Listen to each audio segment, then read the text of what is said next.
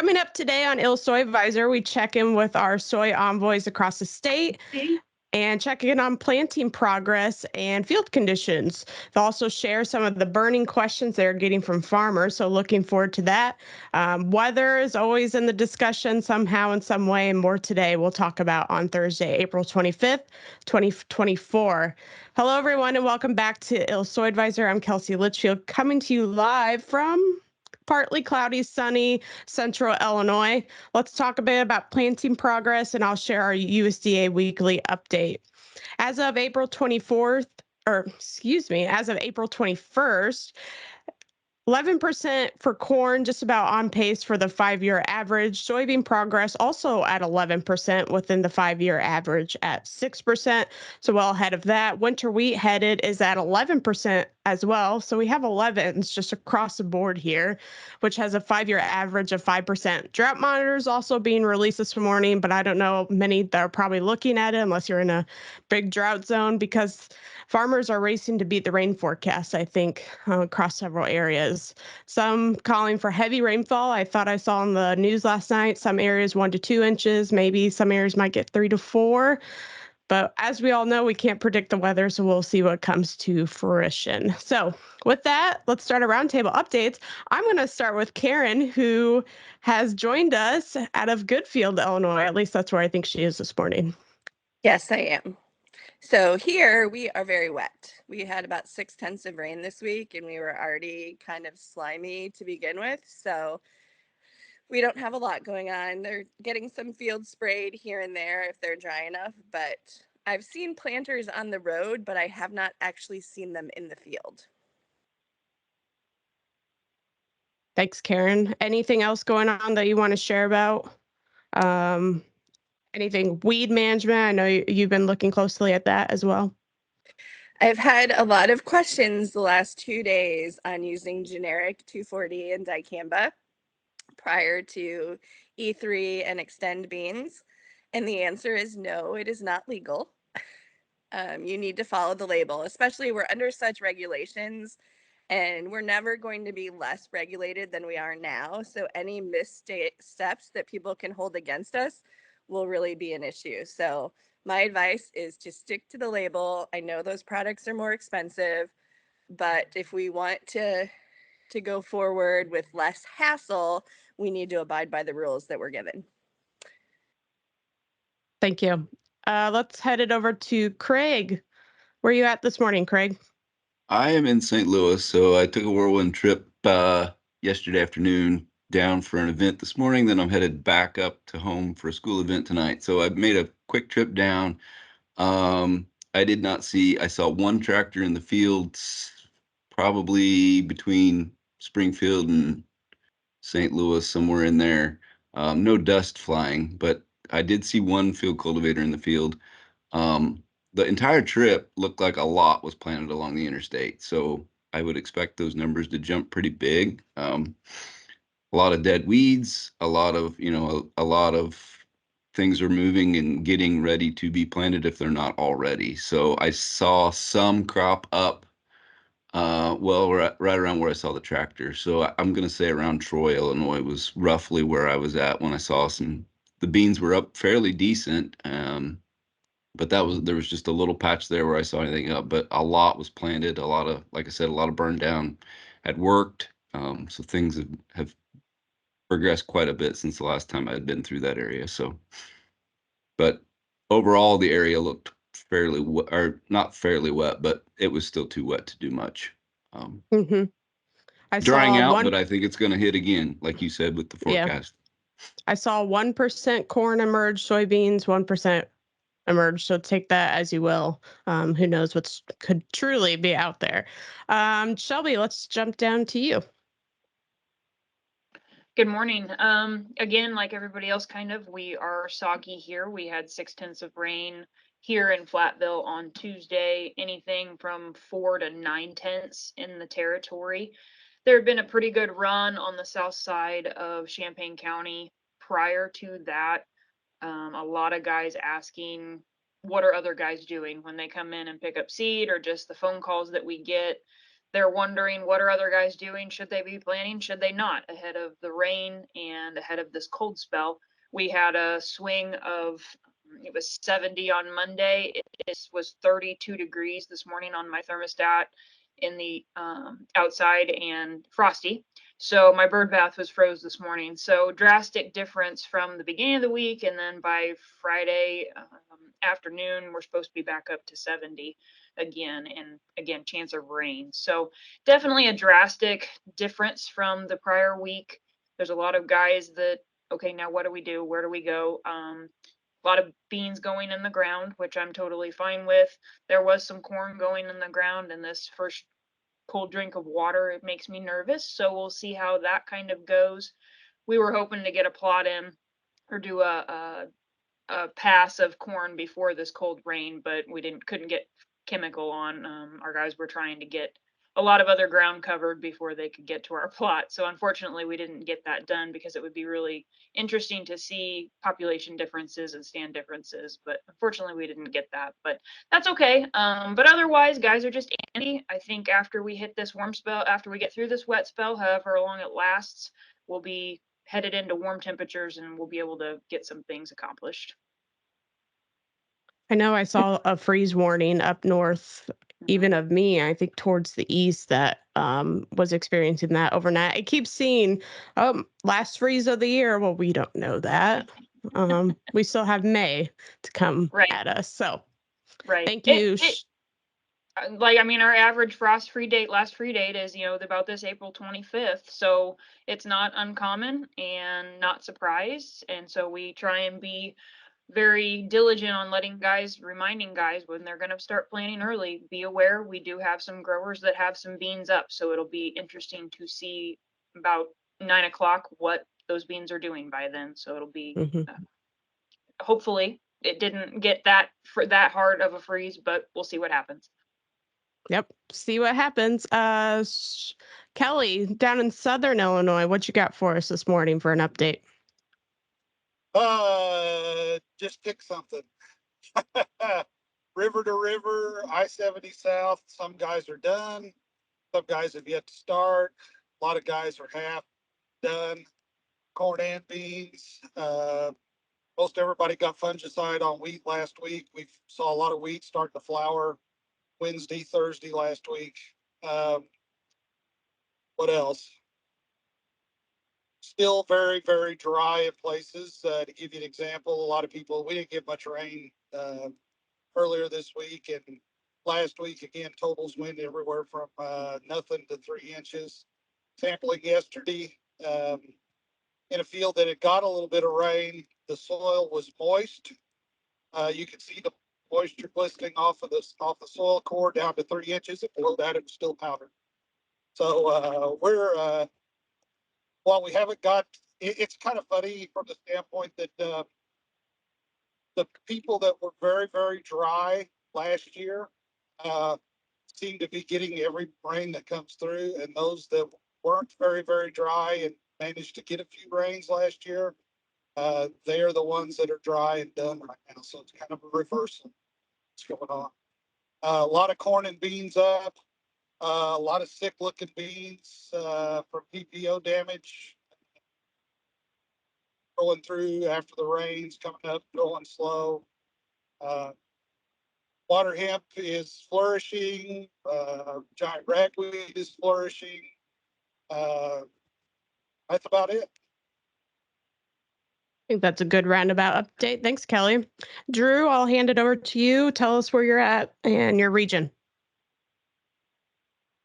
Yeah, so we're kind of kind of the northern guy. We're going to be a little bit different overall. So thankfully, the Route 80 corridor in north missed that last rain that kind of came through and hit like the Goodfield area and so on. I think what was that on Tuesday or so that moved through. So those guys up there are actually finally getting a run at it. So we're running gangbusters up there. 2 planters. I've got guys that are if they're planning on planting until basically the wheels get wet in the face of this rain. So that's going to be kind of the northern area. Put a plot in by Bradford yesterday, and then moving much south of that, probably not going to be very fit From there, I'm actually loading up plot seed here in my own shed here like in northern Livingston County, and I just looked across the section and there's a planter going already. So that's kind of where we're going to be through this area as well. So we're going to be getting quite a bit of stuff done. Overall, I guess questions or concerns, a lot of questions around what should we do in the face of this rain.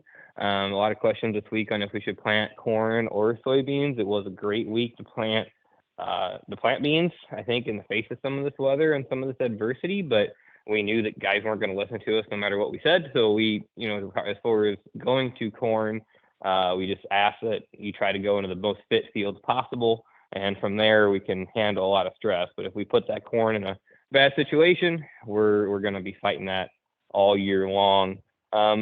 Weed pressure is starting to ramp up here a little bit. A lot of questions around doing different PPOs. I had a question here the other day of a guy wanting to put 3 different PPO-based products in a pre-pass and wondering if it would affect emergence. Yes, more than likely, something like that is going to affect your emergence. So a lot of questions kind of around that segment of it as weeds are starting to emerge. But yeah, that should hit, like the north is gonna go wild today until we get rain here tomorrow.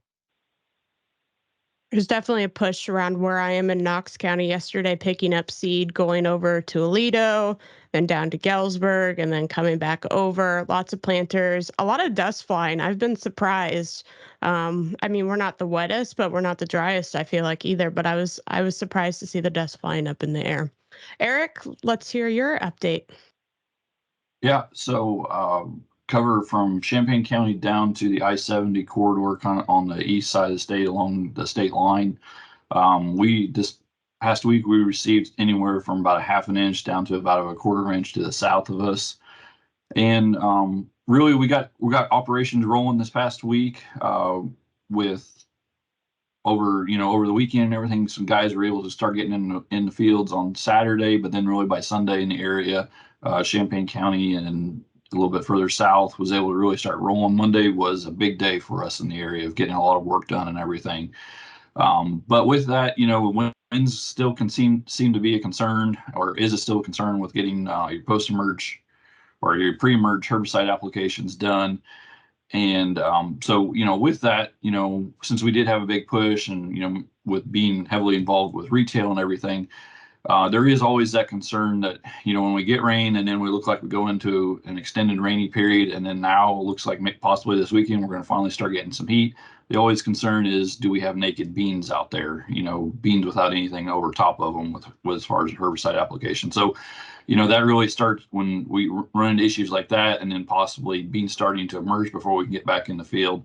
That's always a concern. So I would encourage growers that as we come out of this wet spell, if you do have beans in the ground that have any type of herbicide application, really understand where they are at as far as emergence and coming out of the ground and everything. Because if they are within a half an inch of coming out of the ground, we're really going to have to start thinking about possibly doing some things different with herbicide application. So you're really looking at probably a group 15, along with maybe a group 14, specifically maybe like Fomosafen or a Flexstar Reflex type of application. And so, that really limits, especially non-GMOs. It really scares me for non-GMOs, and I'm afraid I may have some of those out there that are maybe uncovered. But then, kind of shifting gears, we are really seeing a really big uptick of black cutworm moth flights through our area. So I suspect that a little bit later in May, we may see some cutting in this area. And then on a side note, armyworms are even showing up too. I actually had a grower this week that actually had to treat some alfalfa fields because of some armyworm damage. And then over the weekend, on Saturday, I was actually cleaning up my own personal garden around my house and actually found some armyworms in my own garden. So those predators are out there. They're moving through the area. So, if you've got alfalfa, really some of these insects are really looking for anything green out there right now. And so they're landing on green fields, whether it's winter annuals or maybe just around your own home if you've got landscaping. So that's kind of what's going on in our area. And then I will say that, last week I did mention that, we're starting to feel the pressure of some environmental groups, questioning our herbicide spray applications. Just this past week, since we last met, There was a Twitter feed that went out in our area, and then I will say I personally seen somebody with a telephoto lens taking pictures of a sprayer in the Champaign area. So I guess, again, I'm going to really warn people that if you are making your own applications, we're spraying in winds exceeding 15 miles an hour, you could get some heavy scrutiny. And so there are those groups out in the area. So I'm not going to call them out specifically, but it is going on. So you've been warned. You have been warned. Take it from Eric. Definitely. Thank you, Eric, for that update and that reminder too. Before I head over, Stephanie, you reminded me we did post last night on illsoyadvisor.com an update on the herbicide strategy and how that relates to the EPA and the Endangered Species Act. So if you're not up to date on that, go read that from KJ over at IFCA. Stephanie, I'll have you round us out. Yeah, so I guess just because Eric just touched on it, I do want to, clarify and confirm what he is saying. We met with Dr. Hager this week, and he is very concerned, as well as the ISA government relations team, in regards to there's a lot of people doing some bad things right now, and I can confirm that these groups have confirmed that they are taking videos of people doing, not great things. So I just want to reiterate, thank you so much, Eric, for bringing that up. It's just, you can't talk about it enough. And so I know it's been a very challenging year to do burn down and that type of thing. The wind, the temperatures, and I know we've been up against rain and so many different things, but we just have to be cognizant of the label, as that's the law, as Karen would say, right? So I have lost track. It just seems like it just keeps raining, but we did have a good run in our area, in between the rain, and the last rain, we only had a couple tenths, let's say 3/10 to 5/10, around that range in the Montgomery County, Christian County area. And so, we do have some really, people that do plant very early, abnormally early around here. So we do have a couple fields that normally, the farmer that does plant early, that field of corn that is up.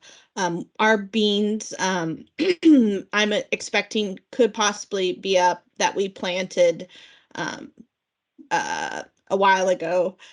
Could be up later this week in some fields, but it's just, slow but steady, just in between the rains. And I expect people to start going soon here. I ran to Bloomington yesterday, didn't see anybody going. I did give Brady a call, who is on our board yesterday. He's in Augusta in Western Illinois. So just to get that Western Illinois update. He is finished with corn, not finished with beans, but he did get that last rain. So they are on a standstill for now, for a Western Illinois update. And I know some of the pictures that I've been getting have been coming from Southern Illinois. Kelly, I didn't know if you wanted to comment more. I've been seeing some crazy tall ragweed, like obscene, and like water hemp coming out of the wazoo, and it's really freaking me out. It's because you guys live at the North Pole, not down here in the tropical zone, where water hemp and ragweed are very well suited to Southern Illinois. Not much fertility, not much water, and lots of sunshine and heat. So no, it's there's a lot of fields that have not been sprayed or had a residual. I mean, one of the things I think that seed agronomists have harped on, chemical agronomists have harped on the last 2 or 3 years with the continued earlier. I mean, we've got stuff being planted in March, corn being planted in March, and with those cooler temperatures, they don't want residuals out there. So there's guys that plant, naked, so to speak, and so this stuff's growing, and I always just kind of chuckle when I see social media or a coffee shop talk that says, well, weeds are not growing, it's too cold. Well, if your corn's coming up and your beans are coming up, guess what? The weeds are growing, guys. Sorry, that's how it works.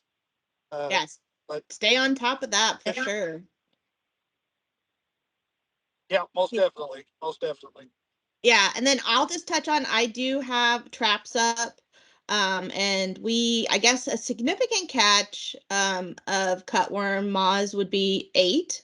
And so I've caught 7 twice. So I haven't quite reached my 8, but I think I'm still concerned, right, Eric? So I think that was a good, watch out. So I think there's a lot of areas across the state that are catching those. I've only caught one armyworm moth, but that's not to say they're not out there as well.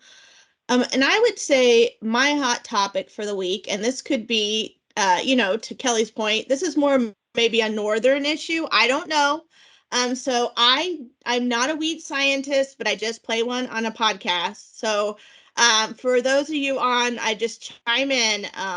But some of the questions that have been coming into the office or some concerns, I would say much more maybe north, not to say it's not happening elsewhere, but having concerns about cover crop termination and them it not dying. I know most people out there are probably using glyphosate, from my understanding.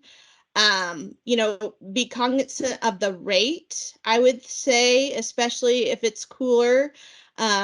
Follow the label as always with your appropriate additives. I don't know. Do you normally throw in AMS? I don't know. You guys tell me. All right, I see. Oh yeah, okay. But I think the key thing, and I've been listening to some like cheating and listening to a Purdue podcast, but it may be warmer during the day, but it's these cooler nights that can be tripping us up. So do you guys, okay, do you concur? And would you need several warmer nights above 40? 50, at least 50? Like, what are you, so chime in, guys. Yeah, you Yes, definitely all need the it above. above 50. But you also have to remember that glyphosate in general works very slowly, and the cooler it is, the slower it's also going to work. Yeah, I terminated. I have at the U of I, I've got some cover crop trials that are going to actually be ahead of corn and trying to create some bad scenarios and then try to rescue those bad scenarios. And so I happy to give updates. Stay tuned to that. But I actually made those last week, and they are just finally getting to get a tinge of off green. So I'm hopeful that my heavy rated glyphosate that I applied last Thursday will be working soon. Okay, and then I did have one person had thrown in some veg, and they had tried to put some 2,4-D in with it too. And then I've heard you can throw in the D word as well to help. I didn't know if you guys had if you guys had any issues with veg dying or a legume like that, or it was just a slow death, and I assume it's the same type of thing, just cooler temperatures, especially at night. So anybody else hearing anything on that? The one thing I always kind of remind growers of is, like especially glyphosate, it basically starves the plant to death, is the way that herbicide functions within the plant. So you need good growing conditions for the plant to starve itself to death. And if we're not seeing good growing conditions for our corn and soybeans, you're not going to have good activity or good conditions for herbicide activity. It's kind of the way I look at it. Yeah, I think the key is, I mean, it's been tricky because we've had some warmer days, but it just has gotten really cold at night. So I think that's everything, but I probably have forgotten something. So thanks. Well, let's just open the floor. Any other questions that you've been receiving from farmers that you want to mention, or did someone else say something and you want to comment on it? This is the time now to just go for it. I want to throw something in here because so in my newsletter I send out, I've got a lot of questions for those guys in the rain zone about it's getting late and some other stuff. And social, I made the comment in my newsletter, social media and the coffee shop are both bad places to get agronomic advice. Although the coffee shop is social media. Generally speaking, if somebody's at the coffee shop, they're not farming. So I don't know if that's the person I want to take advice from anyway. But all I have to say is that I just pulled some quotes from Bob Nielsen to share with some guys. I shared them on Facebook this morning. Planting date is not an indication of yield, and there's not any real correlation between statewide yields and planting date. And it's all what happens after you plant. And as my grandfather would say, plant it in poor conditions, you should expect a poor crop. So regardless of when it's planted. So it's not getting late. It's far from late. We knew a pattern change was coming. No, you shouldn't have planted everything in February when it was dry. It's just everybody take a deep breath, calm down. It's going to be okay.